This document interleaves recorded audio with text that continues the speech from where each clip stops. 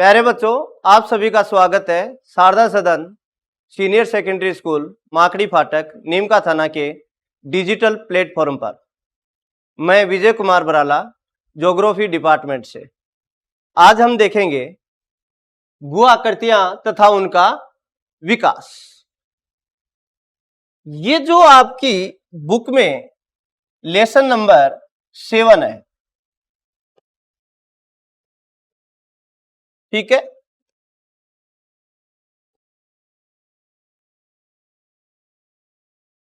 पाठ नंबर 7 है, जो आपकी किताब का सबसे कठिन पाठ माना जाता है। लेकिन आप चिंता मत कीजिए, कठिन को सरल बनाइए। कठिन को सरल कब बनाएंगे? जब हम उसका गहनता से अध्ययन करेंगे, सोच के अध्ययन करेंगे, ठीक है, दिमाग लगा के अध्ययन करेंगे, तो कोई भी चीज कठिन नहीं है। मनुष्य के लिए कोई भी चीज कठिन नहीं होती, ठीक है।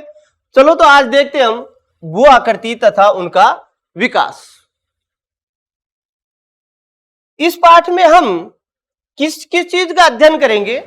भू आकृतियां, अपर्दित स्थल रूप, निक्षेपित स्थल रूप, नदी प्रवाहित जल, अपर्दित स्थल रूप आदि के बारे में अध्ययन करेंगे।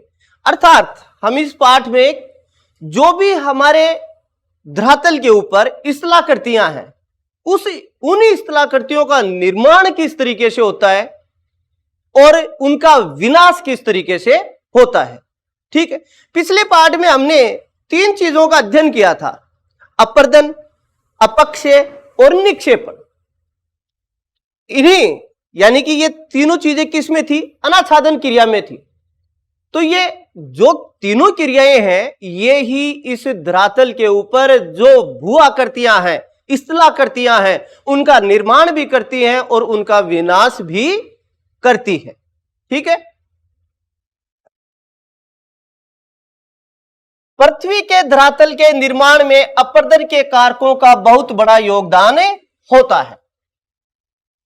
पृथ्वी के या जो धरातल है, धरातल पर जितनी भी स्थलाकृतियां हैं, उनके निर्माण में किसका हाथ होता है? अपर्दन का। भाई एक पर्वत था, एक भू आकृति दिखाई दे रही थी आपको, या हम यूं कहें कि एक रेत का टीला था, ठीक है, भू आकृति दिखाई दे रही थी आपको। हो सकता है कि 15 दिन के बाद में वो रेत का टीला आपको दिखाई ना दे। उसका कोई ना कोई तो कारण होगा। ऐसा तो है नहीं कि मानव ने उस रेत को उठाया और दूसरी जगह ले गया। हो सकता है ऐसा भी, लेकिन 5-7 दिन में थोड़ी हो सकता है, ठीक है। काफी रेत के टीले हैं, उनका विनाश हो गया, हट गए वो। अब वो हट गए तो स्थलाकृति का निर्माण हुआ, दूसरी स्थलाकृति का। पहले दूसरी स्थलाकृति थी, अब दूसरी स्थलाकृति आ गई। तो उनमें कोई ना कोई तो कारण होगा। तो वो कारण क्या है? अपर्दन हो सकता है। एक समतल मैदान था, वहां रेत का टीले का निर्माण हो गया, उसका क्या कारण हो सकता है? निक्षेपण हो सकता है उसका। भाई अपर्दन ने क्या कर दिया? हटा दिया और समतल बना दिया। दूसरी जगह टीले का निर्माण हो गया, किस कारण से हुआ? यानी कि जो मृदा थी वो अपर्दित होकर किसी दूसरे स्थान पर चली गई, यानी कि उसका क्या हो गया? निर्माण हो गया। तो निक्षेपण ने क्या कर लिया? निर्माण। अपर्दन ने क्या किया? निर्माण कर लिया। अपर्दन के इन कारकों में नदियां, अपर्दन के जो भी कारक हैं, यानी अपर्दन किससे होगा? नदियों के जल से होगा, यानी कि हम यूं कह सकते हैं कि प्रवाहित जल से होगा, पवनों से होगा। पवन भी क्या है? अपर्दन के कारक है। हिमानी, बर्फ है, लहरें हो सकता है, सागरीय धाराएं हो सकता है अपर्दन, ठीक है। तो ये जो कारक है, ये क्या है? अपर्दन के कारक हैं। ये भूतल की चट्टानों को तोड़ते हैं, उनसे प्राप्त अवसादों को लेकर चलते हैं। भाई अपक्षय क्या काम करेगा? जो भी चट्टाने हैं उनका क्या करेगा? विखंडन करेगा। विखंडन हो गया। अब जल, वायु, हिम, लहरें, तरंगे क्या काम करेंगी? उनका अपर्दन करेंगी, उनको साथ में लेके जाएंगी। ठीक है, तो अपक्षय ने तो चट्टानों को क्या कर दिया, तोड़ दिया। अपर्दन ने क्या किया, उन चट्टानों को जो टूटे हुए टुकड़े थे उनको एक स्थान से दूसरे स्थान पर ले गए। वो क्या कहलाया, हमारा अपर्दत। तीसरा, वो जो अपर्दित जो पदार्थ थे, अवसाद थे, वो किसी एक स्थान पर जाकर जमा हो गए। वो क्या कार्य हो गया, निक्षेपण। क्या हो गया, निक्षेपण। तो अपर्दन से भू आकृति का निर्माण हुआ, निक्षेपण से भू आकृति का निर्माण हुआ। तो हम देखेंगे कि इन भू आकृतियों का निर्माण किस तरीके से होता है, एवं अन्य कहीं निक्षेपित कर देते हैं। इन प्रक्रियाओं से धरातल पर कई प्रकार की भू आकृतियों का निर्माण होता है। यानी कि अपर्दन हुआ, भू आकृति का निर्माण हुआ, कहीं जाकर निक्षेपण हुआ तो भू आकृति का निर्माण हुआ। इन सभी भू आकृतियों को हम अपर्दन एवं निक्षेपण से बनी आकृतियों में विभाजित कर सकते हैं। अब भू आकृतियों का जो विकास है, उनका निर्माण है, वो किस तरीके से होता है। दो तरीके हो गए, अपर्दन और निक्षेपण। अपर्दन से भी होगा और निक्षेपण से भी होगा। हम अलग अलग देखेंगे कि प्रवाहित जो जल है, प्रवाहित जल किसमें मिलेगा, नदियों में मिलेगा। उनसे जो अपर्दन से बनी स्थलाकृति हैं और निक्षेपण से बनी स्थलाकृति हैं, वो कौन कौन सी हैं और किस प्रकार से बनती हैं। उसी तरीके से हम वायु से देखेंगे, उसी तरीके से हम हिम से देखेंगे। ठीक है, उसी तरीके से एक छोटा सा टॉपिक है आपका भू आकृति विज्ञान। इन आकृतियों का अध्ययन हम किस में करते हैं, भू आकृति विज्ञान में। अब भू आकृति विज्ञान कहेंगे किसको, भू आकृति विज्ञान भूतल के इतिहास का अध्ययन है। जो भूतल है उसका अध्ययन किसमें किया जाता है, भू आकृति विज्ञान में किया जाता है, जिसमें इसकी आकृति, भूतल की आकृति कैसी है, पदार्थ व प्रक्रियाएं जिनसे यह भूतल बना है, यानी ये भूतल कौन कौन से पदार्थों से, कौन कौन सी प्रक्रियाओं से बनता है, ये किस में अध्ययन करते हैं हम, भू आकृति विज्ञान में का अध्ययन किया जाता है। तो समझ में आई आपको बात। भू आकृति विज्ञान कौन सी विज्ञान है जिसमें हम भूतल के इतिहास का अध्ययन करते हैं कि यह भूतल का निर्माण किस प्रकार से हुआ है, कौन कौन सी प्रक्रियाओं से हुआ है, कौन कौन से पदार्थों से मिलकर भूतल का निर्माण हुआ है। ये हम जिस में अध्ययन करते हैं उसे क्या कहते हैं, भू आकृति विज्ञान कहते हैं। अब देखिए, हम ये देखेंगे कि भू आकृतियां कौन कौन सी हैं जो आपको दिखाई देती हैं, आम जीवन में भी आपने देखी होंगी। ज्वालामुखी, चलो आपने नहीं देखा होगा, लेकिन यह भी तो एक भू आकृति है। दक्कन का पठार किससे निर्मित है, ज्वालामुखी से निर्मित है। तो जो दक्कन का पठार जो भू आकृति है, ये कैसी भू आकृति होगी, ज्वालामुखी भू आकृति होगी, केनियन। ठीक है, अभी अध्ययन करेंगे। अब आपने सोचा होगा कि केनियन क्या होती है, देखेंगे हम केनियन क्या होती है। ठीक है, पहाड़ है, देखे हैं आपने, मैदान है, रोज देखते हो आप। द्वीप है, चलो नहीं देखा होगा, लेकिन द्वीप कहेंगे किसको, वह भूखंड जिसके चारों ओर क्या हो, पानी हो, द्वीप कहलाएगा। झीलें हैं, जलप्रपात है, जलप्रपात यानी कि झरने, घाटियां हैं, ये सारी की सारी क्या है, भू आकृतियां हैं। क्या है, ये सारी की सारी भू आकृतियां हैं। हम इनका अध्ययन करेंगे कि ये भू आकृतियां किससे निर्मित हुई हैं, ऐसी वो प्रक्रियाएं कौन सी हैं जिनसे इनका निर्माण हुआ है। जल से हुआ है या वायु से हुआ है या हिम से हुआ है। तो हम ये देखेंगे कि इनका निर्माण किस प्रकार से हुआ है। अब हम देखते हैं, सबसे पहले हम देखेंगे अपरदित स्थलाकृतियां, और अपरदित स्थलाकृतियां देखेंगे हम नदियों द्वारा। किसके द्वारा? नदियों द्वारा। सबसे पहले थोड़ा सा ये देख लेते हैं कि अपरदित स्थलाकृतियों में कौन सी स्थलाकृतियां आएंगी और निक्षेपणात्मक स्थलाकृतियों में कौन कौन सी स्थलाकृतियां आएंगी। देखिए, अपरदित जो स्थलाकृतियां हैं उसमें कई प्रकार की आकृतियां बनेंगी। ये किससे देख रहे हैं हम? नदियों से। नदियों से कौन कौन सी बनेंगी?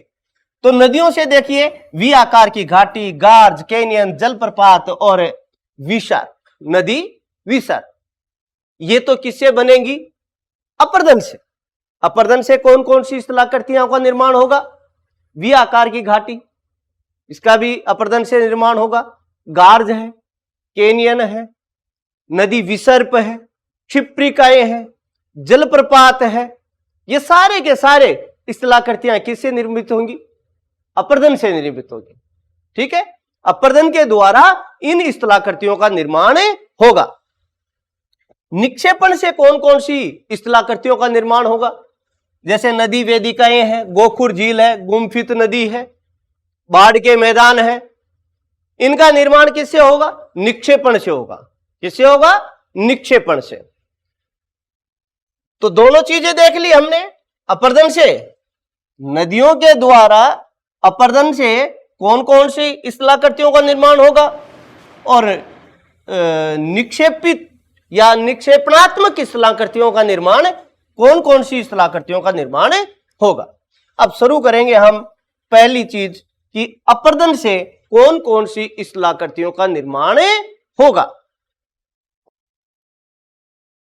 नदी प्रवाहित जल, नदी के द्वारा कौन कौन सी स्थलाकृतियों का निर्माण होगा। इससे पहले हम देखेंगे, नदी के बारे में जानेंगे कि नदी किस प्रकार से आती है, कितनी इसकी अवस्थाएं हैं। ठीक है, इनकी अवस्थाओं के बारे में जानेंगे।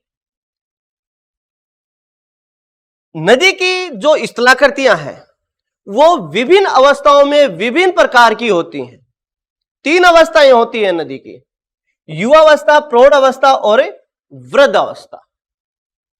3 अवस्थाएं होंगी, जैसे मानव की होती है बाल्यावस्था, युवावस्था और वृद्धावस्था। उसी प्रकार से नदी की भी कितनी अवस्थाएं होती हैं? 3 प्रकार की। युवावस्था, युवावस्था नदी, जो नदी चल रही है वो युवावस्था में कहां चलेगी?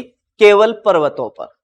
पर्वतों पर जब नदी चलती है, पर्वतों से नीचे उतरती है नदी, तो उसकी कौन सी अवस्था होती है?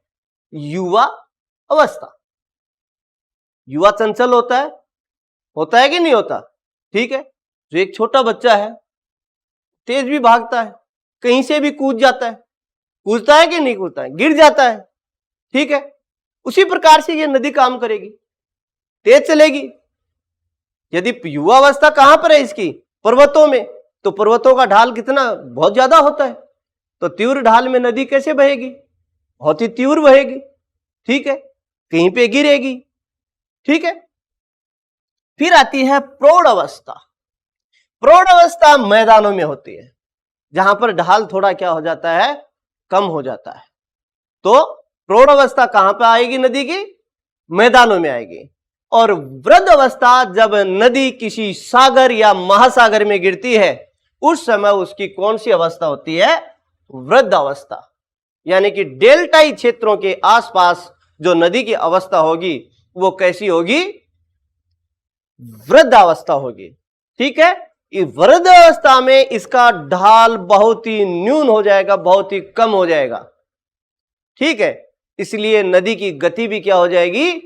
निम्न हो जाएगी। तीनों अवस्थाओं का विस्तार से अध्ययन करते हैं हम। युवावस्था, युवावस्था में नदियों की यह अवस्था पहाड़ी क्षेत्रों में पाई जाती है। मैंने पहले भी बताया था कि जो युवावस्था है वो कहां पर मिलेगी? पर्वतीय क्षेत्रों में मिलेगी। और इस अवस्था में नदियों की संख्या बहुत ही कम होती है।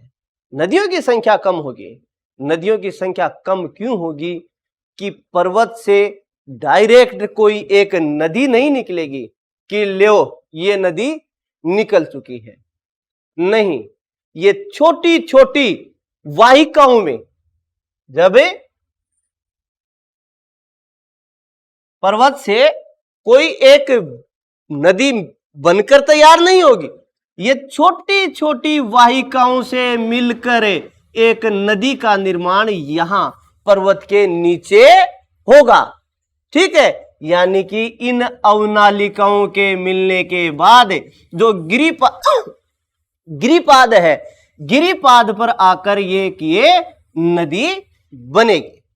तो इसमें क्या कहा है कि पर्वतों के ऊपर नदियों की संख्या क्या होगी? कम होगी, केवल क्या होगी? अवनालिकाएं होंगी। ठीक है, ये नदियां वी आकार की घाटियां बनाती हैं। जो ये छोटी छोटी वाहिकाएं थी वो कैसी घाटियां बनाएंगी? वी आकार की घाटियां बनाएंगी, जिनमें बाढ़ के मैदान अनुपस्थित होंगे।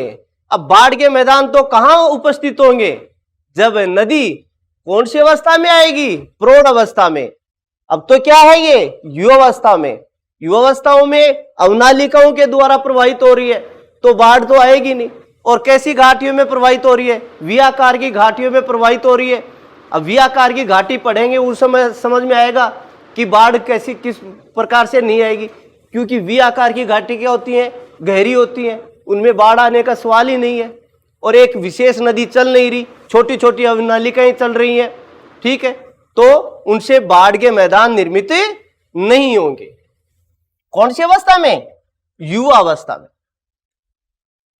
संक्रिय बाढ़ के मैदान मुख्य नदी के साथ साथ पाए जाते हैं।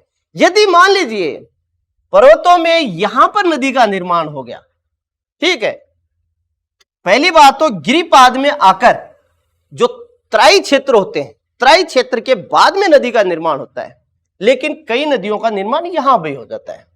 तो इनमें उसके सहारे सारे छोटे बाढ़ के मैदान हो सकते हैं, लेकिन युवा अवस्था में बाढ़ के मैदान नगण्य पाए जाते हैं, नहीं पाए जाते। इनमें जल विभाजक अत्यधिक चौड़े होते हैं, जिससे दलदल और झीलें बन जाती हैं। जल विभाजक होता क्या है? दो नदियों को अलग अलग करने वाली उच्च भूमि को क्या कहते हैं? जल विभाजक कहते हैं। एक नदी यह आ रही है, एक यह आ रही है, इसके बीच वाला जो ये भाग है यदि ऊपर उठा हुआ है, ठीक है, तो इस भाग को क्या कहेंगे? जल विभाजक। क्या कहेंगे? जल विभाजक। ठीक है, तो इनमें जल विभाजक अधिक चौड़े, ज्यादा चौड़े पाए जाते हैं। फिर देखते हैं हम प्रौढ़ अवस्था। नदियों की यह अवस्था मैदानी क्षेत्रों में पाई जाती है। आपको शुरू में बताया था कि प्रौढ़ अवस्था कहां पाई जाएगी? मैदानी क्षेत्रों में, जहां नदी गिरिपाद से नीचे उतरकर मैदानों में प्रवेश करती है, उस समय नदी की कौन सी अवस्था होती है? प्रौढ़ अवस्था होती है, यानी कि दूसरी अवस्था में प्रवेश कर जाती है नदी। इस अवस्था में नदियों की जल की मात्रा अधिक होती है। जल की अधिक मात्रा क्यों हुई? वो अवनालिकाएं, जो वितरिकाएं थी, वो वितरिकाएं आपस में मिल गई और एक नदी का निर्माण हो गया, तो इसमें जल की मात्रा स्वतः ही बढ़ जाएगी। भाई कई नल हैं हमारी टंकी में, मान लीजिए हमने 20 नल निकाल लिए और नीचे लाकर धरातल के ऊपर, छत के ऊपर टंकी है, धरातल के ऊपर लाकर हमने 20 नलों को आपस में क्या कर दिया? जोड़ दिया। अब एक नल का पानी ज्यादा था या उन 20 नलों का पानी ज्यादा है? 20 नलों का पानी ज्यादा है।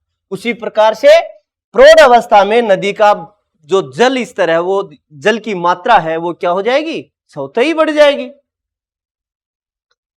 बहुत सारी सहायक नदियां आकर इसमें मिल जाती हैं। वही बात, जो अवनालिकाएं थी, छोटी छोटी नदियां थी, वो आकर किस में मिल जाती हैं? एक मुख्य नदी में मिल जाती हैं। इसलिए इसमें जल की मात्रा क्या हो जाती है? बढ़ जाती है। नदी घाटियां वी आकार की होती है, लेकिन गहरी होती है। इस अवस्था में नदी व्यापक होती है और विस्तृत होती है, इसलिए विस्तृत बाढ़ के मैदान पाए जाते हैं। भाई युवा अवस्था में बाढ़ के मैदान थे? नहीं थे, लेकिन प्रौढ़ अवस्था में बाढ़ के मैदान पाए जाएंगे। कारण नदी में जो जल की मात्रा है वो क्या हो गई है? बढ़ गई है। तो नदी के जो जल है तटबंधों को तोड़कर क्षेत्रों में फैलेगा, और क्षेत्रों में फैलेगा तो उसको क्या कहेंगे? बाढ़। और उससे बने उस फैलाव से जो जल है, जल फैल गया, अपने साथ में अवसाद थे, उन अवसादों का जमाव कर दिया, तो वो क्या हो गए?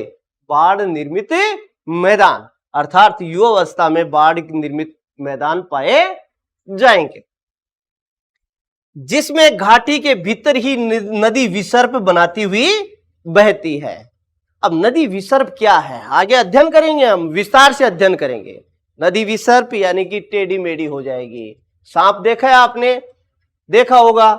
सांप कैसे चलता है? ऐसे चलता है? नहीं। सांप कैसे चलता है? ऐसे चलता है।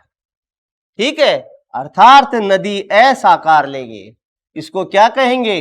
नदी विसर्प कहेंगे। आगे और डिटेल से पढ़ेंगे। तीसरी अवस्था है वृद्ध अवस्था। यह अवस्था डेल्टा क्षेत्रों में पाई जाती है। जब नदी किसी सागर या महासागर में गिरती है, उससे पहले वाली जो अवस्था होती है वो कौन सी होती है? वृद्ध अवस्था होती है। ठीक है, ये डेल्टाई क्षेत्रों के समीप पाई जाएगी तथा इस अवस्था में छोटी सहायक नदियां कम हो जाती हैं, क्योंकि जो नदियां सहायक नदियां जुड़नी थी वो तो कौन सी अवस्था में जुड़ चुकी? युवा अवस्था में जुड़ चुकी है। सॉरी, प्रौढ़ अवस्था में, युवा अवस्था में नहीं, प्रौढ़ अवस्था में जुड़ चुकी है। लेकिन अंतिम में सहायक नदियां समाप्त हो जाएंगी। कोई हो सकता है कि छोटी मोटी सहायक नदी जुड़ जाए, लेकिन हम यूं कह सकते हैं कि जो वृद्धावस्था होती है, वृद्धावस्था में सहायक नदियों की जो संख्या है वो क्या हो जाएगी? कम हो जाएगी, और ढाल धीरे धीरे क्या हो जाएगा? मंद हो जाएगा, तथा नदियां स्वतंत्र रूप से विस्तृत बाढ़ के मैदानों में बहती हैं। देखिए, यदि नदी का ढाल कम हो गया तो नदी का ढाल कब कम होगा? अंतिम अवस्था में, वृद्ध अवस्था में। वृद्ध अवस्था में अवसाद क्या होंगे? ज्यादा होंगे। तो अवसादों को बहाना उसके बस की बात नहीं होती है, तो नदी क्या हो जाएगी? फैल जाएगी। नदी चारों तरफ फैल जाएगी, अलग अलग वितरिकाओं में फैल जाएगी, और अलग अलग वितरिकाओं में फैलती हुई वो अवसादों को छोड़ती जाएगी, जिससे डेल्टाओं का निर्माण होगा। ये वृद्धावस्था में होती है ये क्रिया। मैदानों में बहती है और विस्तृत बाढ़ के मैदानों का निर्माण करती है। और नदी विसर्प यानी कि ऐसा आकार में बहेगी। नदी वितरिकाओं में बटेगी, अलग अलग वितरिकाओं में बढ़ जाएगी। प्राकृतिक तटबंध, गोखुर झील आदि बनाती हुई सागर में गिर जाती है। ये गोखुर झील, प्राकृतिक तटबंध हम अध्ययन करेंगे। ठीक है, निक्षेपणात्मक और अपर्दनात्मक स्थलाकृतियों में। जो भी नदियों की अपर्दनात्मक देखेंगे, निक्षेपणात्मक स्थलाकृतियां देखेंगे, उनमें इनका विस्तार से अध्ययन करेंगे। तो चलो अब हम देखते हैं कि नदी की अपर्दनात्मक स्थलाकृतियां कौन कौन सी होती है और उनका निर्माण किस प्रकार से होता है। तो चलिए अब हम देखते हैं अपर्दित स्थल रूप।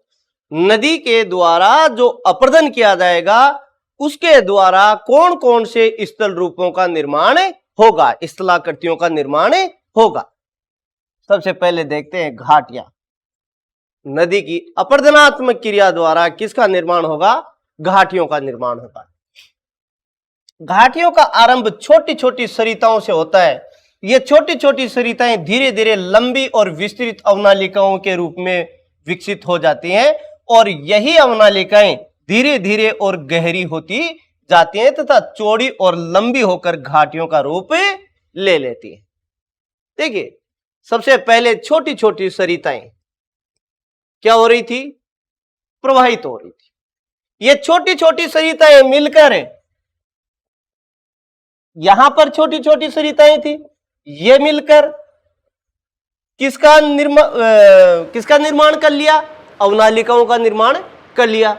और ये अवनालिकाएं किसका निर्माण कर दे? ये अवनालिकाएं धीरे धीरे गहरी होती जाती है, नीचे क्या करती जाती है? अपर्दन करती जाती है। और अपर्दन करेंगी तो लंबी और चौड़ी घाटियों का निर्माण कर लेंगी। ठीक है, लंबाई, चौड़ाई और आकृति के आधार पर इन घाटियों को कई प्रकार में बांटा जा सकता है। भाई नदी पहले क्या थी? छोटी छोटी सरिताओं में बह रही थी। छोटी छोटी सरिताएं आपस में मिलकर अवनालिकाओं का निर्माण कर लिया और ये अवनालिकाएं अपर्दन करेंगी, अपर्दन गहरा करेंगी और चौड़ा करेंगी, विस्तार से करेंगी। किसका निर्माण कर रही है? घाटियों का। अब घाटियां, कोई घाटी चौड़ी हो सकती है, कोई संकरी हो सकती है, कोई तीव्र ढाल वाली हो सकती है, कोई मंद ढाल वाली हो सकती है। तो घाटियों का हम जो वर्गीकरण है वो किस में कर सकते हैं? लंबाई, चौड़ाई और आकृति के आधार पर घाटियों का वर्गीकरण कर सकते हैं। देखते हैं हम, यदि इनका वर्गीकरण करेंगे चौड़ाई, लंबाई और गहराई के आधार पर, तो वी आकार की घाटी गार्ज और कैनियन में बांटेंगे हम। तो सबसे पहले हम क्या देखेंगे? वी आकार की घाटी।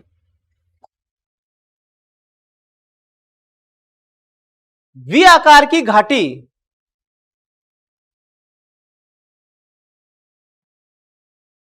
जिसका ऊपरी भाग थोड़ा चौड़ा होता है और जो नीचे का भाग है वो थोड़ा संकरा होता है। इसका जो ढाल है वो क्या होता है? तीव्र होता है। ढाल क्या होता है? तीव्र होता है। ठीक है, इसमें देखते हैं गार्ज। गार्ज एक गहरी संकरी घाटी है जिसके दोनों किनारे तीव्र ढाल वाले होते हैं। ठीक है, दोनों किनारे तीव्र ढाल वाले होंगे, इनका ढाल बहुत तीव्र होगा। ठीक है, नदी यहां बह रही है। ठीक, गार्ज की चौड़ाई इसके तल व ऊपरी भाग में करीब एक बराबर होती है। इसका जो तल है और इसका जो ऊपरी भाग है, गार्ज का ऊपरी भाग भी बराबर होगा, चौड़ा जितना है, और नीचे का जो तल का भाग है कितना चौड़ा है, वो लगभग बराबर होंगे। ऐसा नहीं कि ये तो भाग चौड़ा हो गया और ये संकरा हो गया। गार्ज का जो तल का भाग है और जो ऊपरी भाग है वो दोनों कैसे हैं?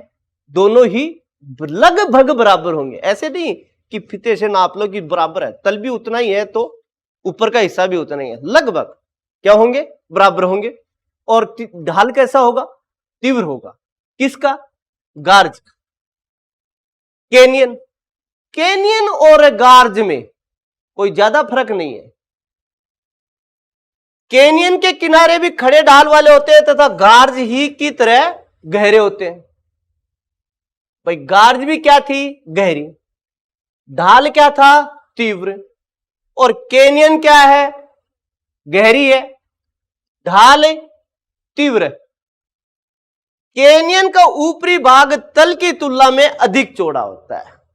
फर्क इतना ही है, गार्ज और कैनियन में फर्क इतना ही है कि कैनियन का ऊपरी भाग तो क्या है? अधिक चौड़ा, और गार्ज का ऊपरी भाग और नीचे का भाग दोनों क्या है? बराबर।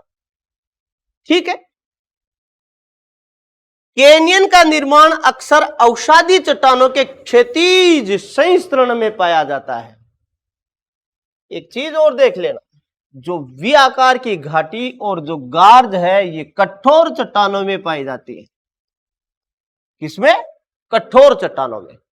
लेकिन जो कैनियन पाई जाएगी, कैनियन का निर्माण होगा, वो अवसादी चट्टानों के क्षैतिज संस्तरण में होगा। यानी कि मान लीजिए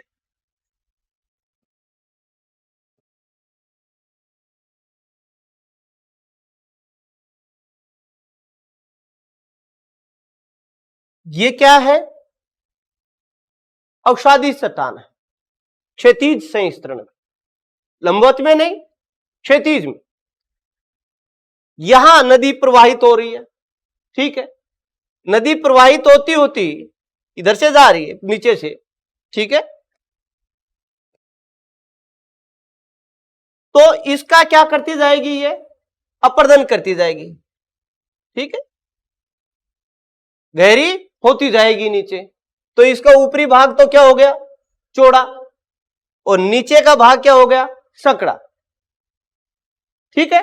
कैसी चट्टानों में, अवसादी चट्टानों में। जो अवसादी चट्टानों का क्षैतिज संस्तरण है, क्षैतिज रूप में बिछी हुई है अवसादी चट्टानें, वहां तो किसका निर्माण होगा, कैनियन का। किसका निर्माण होगा, कैनियन का। गार्ज का कठोर चट्टानों में होगा। देखिए चित्र की सहायता से देखते हम।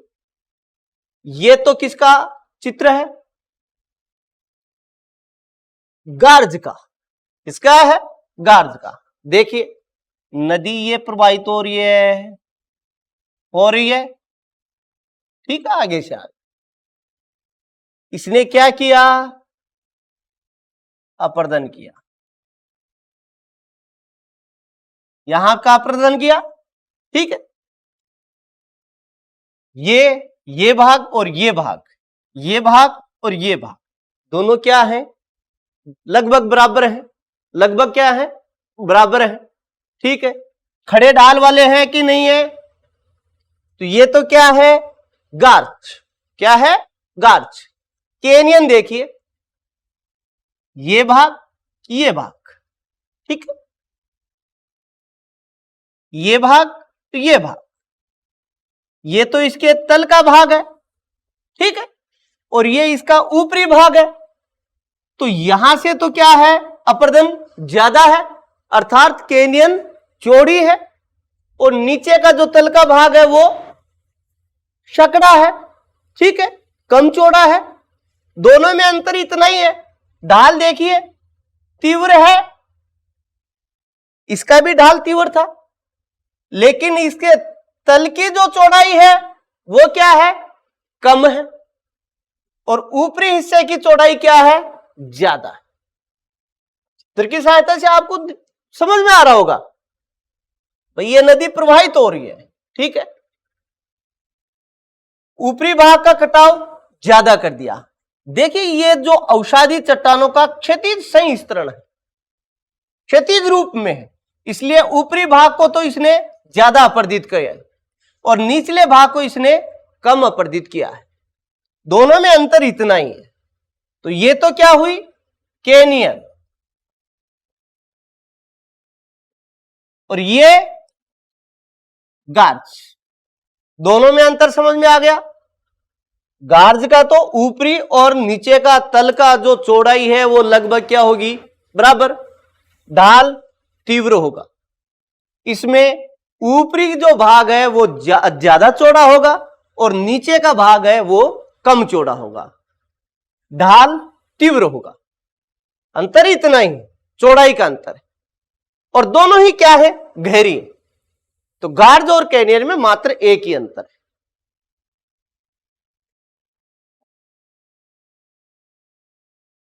अब देखते हैं जल गृतिका। नदी तल में फंसकर छोटे चट्टानी टुकड़े एक ही स्थान पर गोल गोल घूमकर गर्त बना देते हैं, इसको जल गृतिका कहते हैं। देखिए नदी प्रवाहित हो रही है, नदी के तल में, कहां पर, तल में। तल में मान लीजिए उसको कोमल चट्टान मिल गई, नदी के तल में कोमल चट्टान मिल गई। कोमल चट्टान का क्या किया उसने, अपर्दन किया।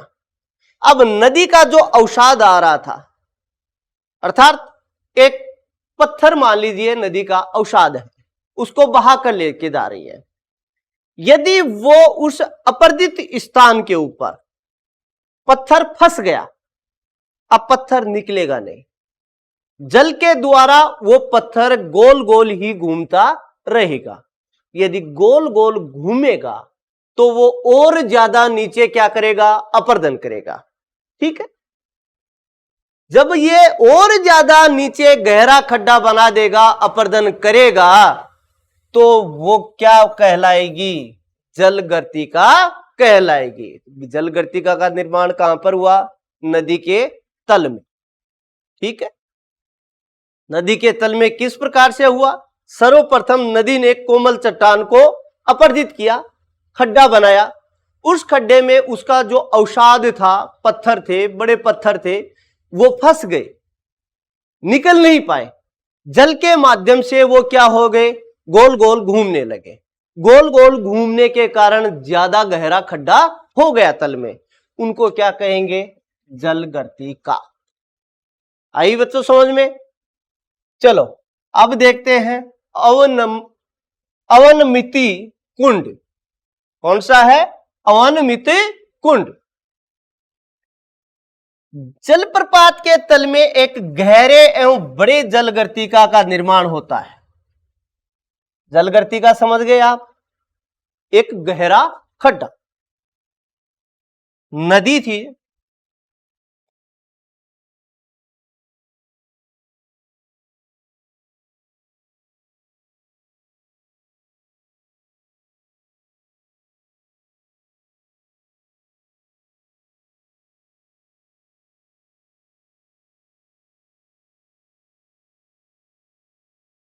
नदी प्रवाहित हो रही है, यहां पर एक कोमल चट्टान है, इस कोमल चट्टान को, ये कठोर चट्टान है, यहां पर क्या है? आगे कोमल चट्टान है, इसको अपरजित करती हुई नदी नीचे की तरफ गिरेगी।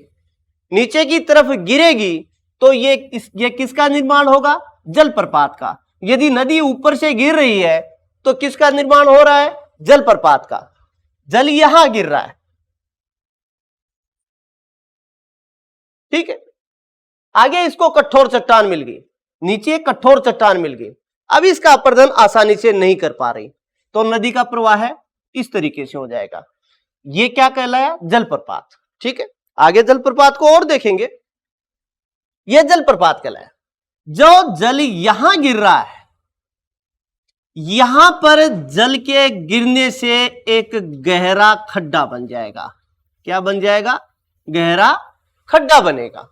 ठीक है, इस गहरे खड्डे को अवनमित कुंड कहते हैं। जलप्रपात के गिरने से जो गहरा खड्डा बन जाता है उसको अवनमित कुंड कहते हैं। देखिए, जलप्रपात के तल में एक गहरे तथा बड़े जलगर्तिका का निर्माण होता है। है तो क्या वो ही है? तो क्या जलगर्तिका? भाई गहरा खड्डा, नदी के तल में गहरे खड्डे को क्या बोल रहे थे हम? जलगर्तिका। अब जलप्रपात जो गिर रहा है, यहां पर खड्डा, गहरा खड्डा बना रहे हैं, तो उसको क्या बोल रहे हैं हम? है तो वो जलगर्तिका, लेकिन जलप्रपात के नीचे बन रही है, इसलिए इसको क्या बोल रहे हैं? अवनमित कुंड। जलगर्तिका का निर्माण होता है जो जल के ऊंचाई से गिरने एवं उसमें शिलाखंडों के वृत्ताकार घूमने से निर्मित होता है। ये जो जलप्रपात है, यहां से नदी चल रही है, अवसाद तो लेके ही आ रही है। जो ये खड्डा बन रहा है, इसमें भी अवसाद फंसेंगे, इसमें अवसाद फंसेंगे। अवसाद भारी हो, यदि अवसाद भारी हो तो इस खड्डे से बाहर निकलेंगे क्या? ये नहीं निकल पाएंगे, और इसी खड्डे में क्या करेंगे? ये गोल गोल घूमते रहेंगे, और फिर क्या करेंगे? और गहरा खड्डा बना लेंगे। इसी गहरे खड्डे को क्या कहेंगे? अवनमित कुंड कहेंगे। जलप्रपातों के तल में ऐसे विस्तृत तथा गहरे कुंडों को अवनमित कुंड कहते हैं। ये कुंड घाटियों को गहरा करने में मददगार होते हैं। ठीक है, तो ये अवनमित कुंड समझ में आया, यानी कि जलप्रपात गिरने पर जो खड्डा बन जाता है, नदी अपने साथ में अवसाद लेके आती है, और ये अवसाद ही इस गहरे खड्डे में फंस जाते हैं, और फंसने के बाद में गोल गोल घूमते हैं और इस खड्डे को और गहरा कर देते हैं।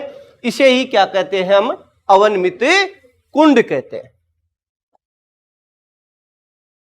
अब देखते हैं हम नदी वेदिकाएं। ये नदी वेदिकाएं भी अपर्दनात्मक स्थलाकृतियां हैं। नदी वेदिकाएं भी क्या है? अभी हम किसकी बात कर रहे हैं? मात्र अपर्दनात्मक स्थलाकृतियों की बात कर रहे हैं, जो नदी के द्वारा अपर्दन से निर्मित होती हैं, वो स्थलाकृतियां। इसके बाद में हम नदी के द्वारा जो निक्षेपण होगा, उन स्थलाकृतियों की बात करेंगे। नदी वेदिकाएं, नदी वेदिकाएं शुरुआती बाढ़ के मैदानों में अथवा प्राचीन नदी घाटियों के तल चिन्ह होते हैं। नदी वेदिकाओं का निर्माण कब होगा?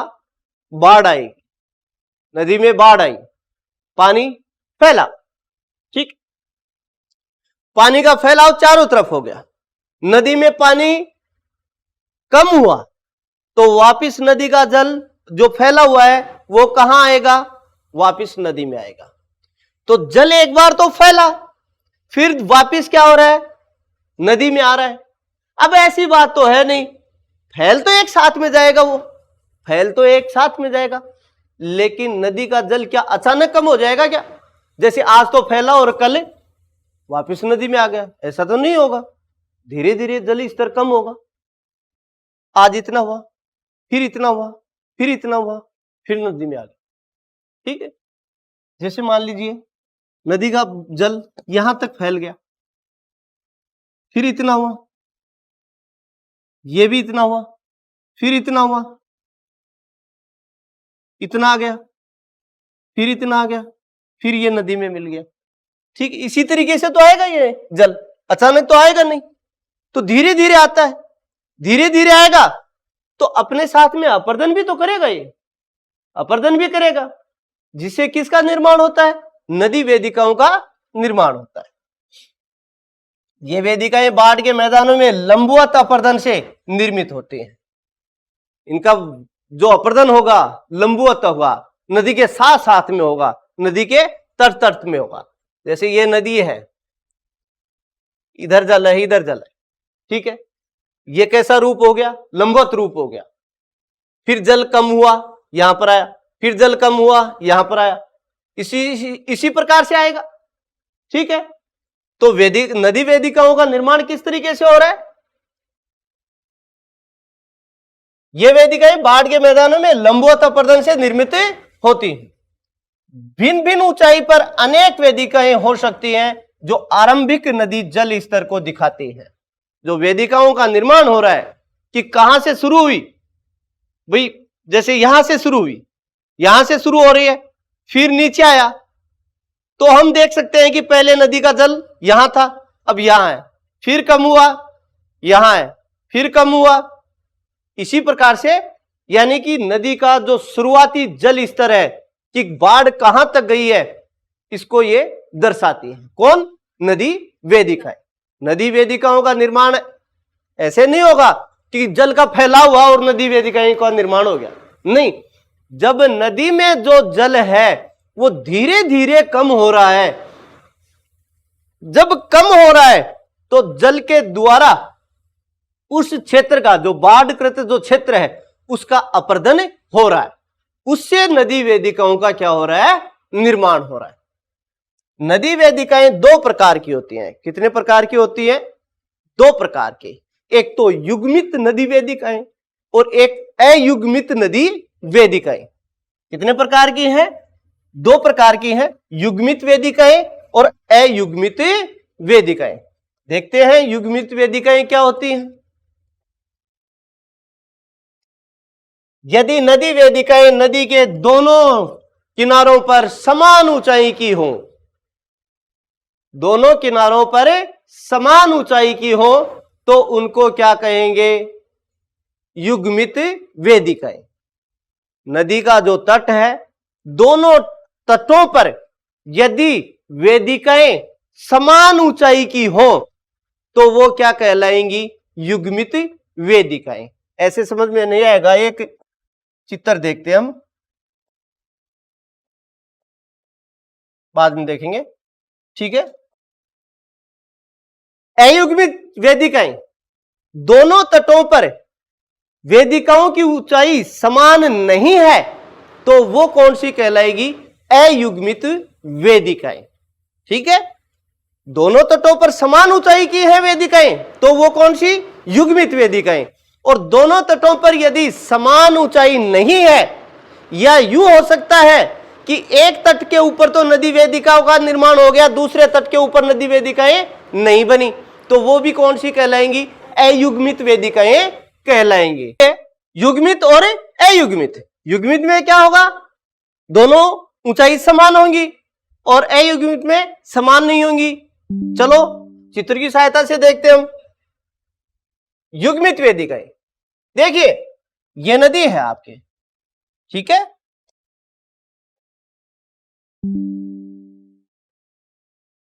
ये नदी प्रवाहित हो रही है आप, एक तट ये है, एक तट ये है। पहली नदी बाढ़ का जो जल स्तर है, बाढ़ का जो जल है यहां तक गया, ठीक है, धीरे धीरे जल स्तर कम होता जा रहा है,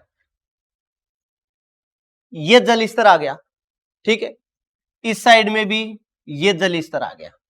अब इस वेदिका की ऊंचाई और इस वेदिका की ऊंचाई क्या है, बराबर है।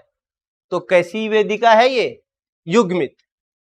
जल स्तर यहां आ गया और जल स्तर यहां आ गया। इस वेदिका की ऊंचाई क्या है, बराबर है।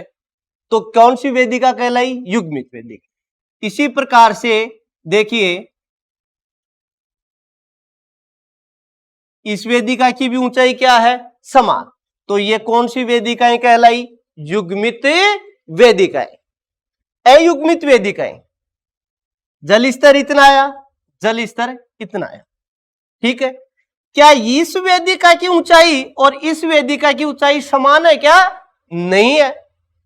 यहां पर आया, यहां पर आया, ये समान है, लेकिन समान कौन सी होनी चाहिए थी, ये होनी चाहिए थी, ठीक है। ये भी असमान है, देखिए यहां पर ये हो गई, नीची हो गई, ये ऊंची है, ठीक है। तो ये कौन सी कहलाई, अयुग्मित वेदिकाएं।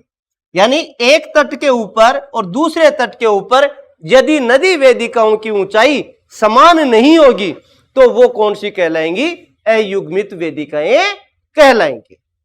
दूसरी चीज, हो सकता था कि इस नदी में इस तट की वेदिकाएं नहीं बनी और इस तट की वेदिकाएं बन गई, तो वो भी कौन सी वेदिकाएं कहलाएंगी, अयुग्मित वेदिकाएं कहलाएंगी। इसका निर्माण क्यों होता है वेदिकाओं का, ये हम देखते हैं। नदी वेदिकाओं की उत्पत्ति कुछ कारणों के द्वारा होती है। नदी वेदिकाएं, जल प्रवाह का कम होना, बाढ़ का मैदान आया, जल का प्रवाह क्या हो रहा है, कम हो रहा है, तो धीरे धीरे जल नीचे जाएगा, जिससे किसका निर्माण होगा, नदी वेदिकाओं का निर्माण होगा। जलवायु परिवर्तन की वजह से जलीय क्षेत्र में परिवर्तन हो सकता है कि जलवायु परिवर्तन हो जाए और उस जलीय क्षेत्र में क्या हो, परिवर्तन हो, तो नदी वेदिकाओं का क्या होगा, निर्माण होगा। विवर्तनिकी कारणों से उत्थान, जो विवर्तनिकी, भू विवर्तनिकी देखा था हमने कि हो सकता है कि कोई धरातल ऊंचा उठ जाए, कोई नीचा हो जाए। ये कैसे कारण थे, विवर्तनिकी कारण थे, उनकी वजह से भी नदी वेदिकाओं का निर्माण हो सकता है। यदि नदियां तट के समीप होती हैं तो समुद्र तल में भी परिवर्तन होता है। जो समुद्र तल का जो परिवर्तन हो सकता है कि समुद्र तल का ऊंचा उठना, ऊंचा उठेगा तो नदी का जो ढाल है वो और भी निम्न हो जाएगा, जिससे पानी फैलेगा। हो सकता है समुद्र तल का नीचा गिरना, ढाल थोड़ा बढ़ेगा, तो भी नदी वेदिकाओं का निर्माण होता है।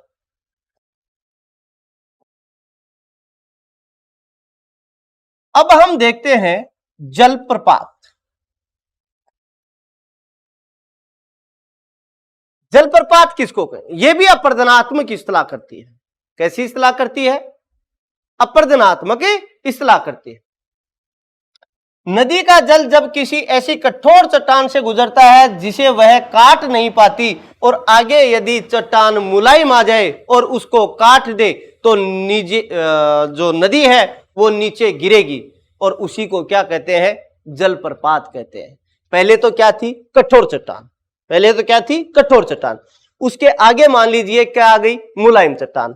अब कठोर चट्टान को तो काट नहीं रही और मुलायम चट्टान को धीरे धीरे क्या कर रही है, वो काट रही है, गहराई में जाती जा रही है, तो नदी यहां से प्रवाहित होकर नीचे गिरना प्रारंभ होगी।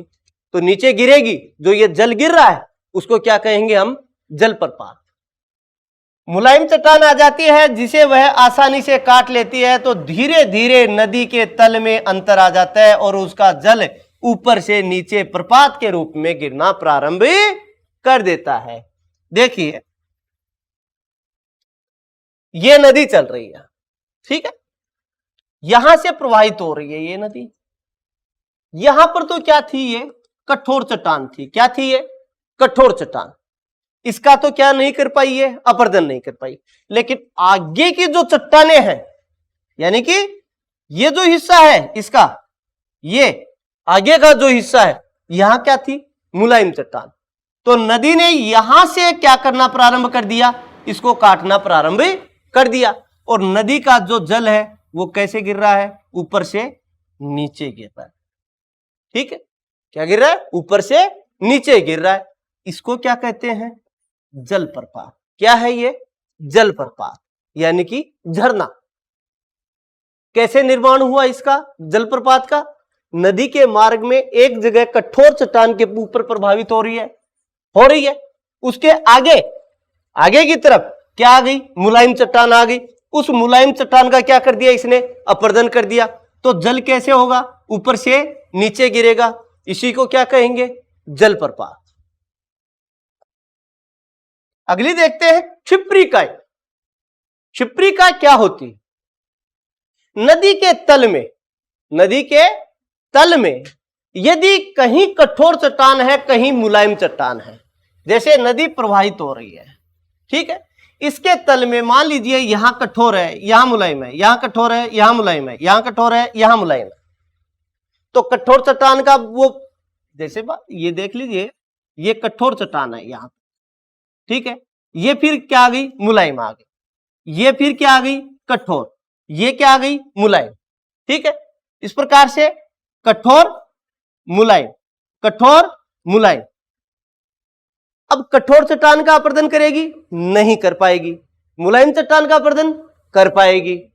तो कठोर का नहीं की, मुलायम का कर दी, फिर कठोर आ गई, फिर मुलायम आ गई, कर दी और अपरदन। तो नदी क्या करेगी? ऊपर से गिरेगी फिर चलेगी, ऊपर से गिरेगी फिर चलेगी। अर्थात ये नदी के तल में होगा भैया। कहां पर होगा? ये नदी के तल में, नीचे होगा। ठीक है, तो नदी के तल में इस प्रकार से कई स्थलाकृतियां बन जाती हैं और कई प्रकार के झरनों का निर्माण हो जाता है।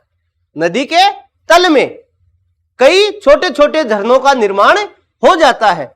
उनको क्या कहते हैं हम? क्षिप्रिकाएं। देखिए, नदी तल पर जब कठोर एवं नरम चट्टानें क्रम से आ जाती हैं तो नदी उस पर सीढ़ी जैसी आकृति बनाते हुए बहने लगती है। इस प्रक्रिया में छोटे छोटे कई प्रपात बन जाते हैं, जिन्हें क्या कहते हैं? क्षिप्रिकाएं कहते हैं। जब नदी चलेगी नीचे तल में, एक कठोर चट्टान आ गई, फिर मुलायम आ गई, फिर कठोर आ गई, फिर मुलायम आ गई, तो कठोर का अपरदन नहीं कर पाएगी, मुलायम का अपरदन कर दिया। कठोर का नहीं कर पाएगी, मुलायम का अपरदन कर दिया। तो छोटे छोटे क्या हो गए? झरने बन गए, यानी कि सीढ़ी नुमा आकृति बन गई। इसी सीढ़ी नुमा आकृति को क्या कहेंगे हम? क्षिप्रिकाएं कहेंगे। देखिए, ये नदी प्रवाहित हो रही है, ठीक है, यहां से प्रवाहित हो रही है, ये कठोर है। फिर देखिए यहां पर नीचे गिर रही है। ये कैसी चट्टान आ गई? मुलायम चट्टान आ गई। फिर चल रही है, यहां गिर रही है, ये मुलायम चट्टान आ गई। फिर चल रही है, ये मुलायम चट्टान आ गई, ये कठोर चट्टान आ गई, फिर मुलायम चट्टान आ गई। इस प्रकार से ये झरने के रूप में दिखाई दे रही है कि नहीं दे रही है आपको? एक झरने के रूप में दिखाई दे रही है। इसको क्या कहेंगे हम? क्षिप्रिकाएं। क्या कहेंगे? क्षिप्रिकाएं। तो बच्चों, आज के लिए इतना ही। अगले जो टॉपिक है, कौन सा टॉपिक है? अपरदनात्मक स्थलाकृतियां हैं नदियों द्वारा, वो देखेंगे हम कल। धन्यवाद।